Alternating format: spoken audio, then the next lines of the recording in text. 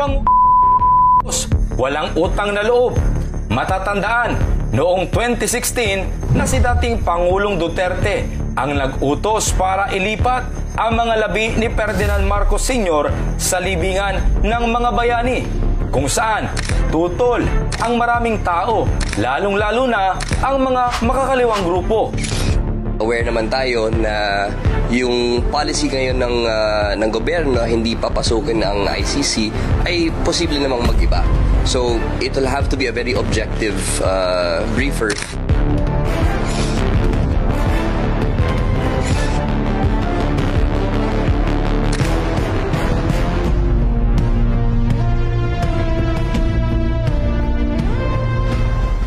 Tumakbo noong 2022 bilang presidente ng Pilipinas.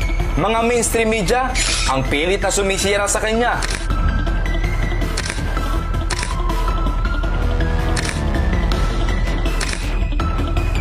Si Manay, sa pangunguna ni Pastor Apollo Sikibuloy, ang nagbukod tanging sumuporta sa kanya kasama ang mga iba't ibang vlogger.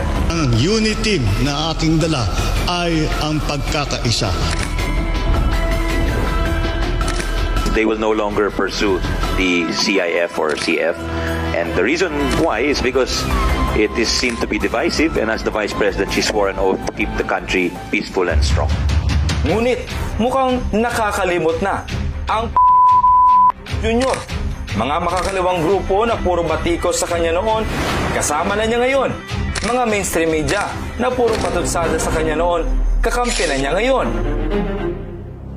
Ang SMNI, si Pastor Apollo o mga vloggers, ito at pilit sinusupil maraming Facebook pages ang nawawala na lang bigla, YouTube channel na bigla na lang mate-take down, mga local government officials na bigla na lang isususpinde sa hindi alam na kadahilanan. Presidente ng Pilipinas? Aba,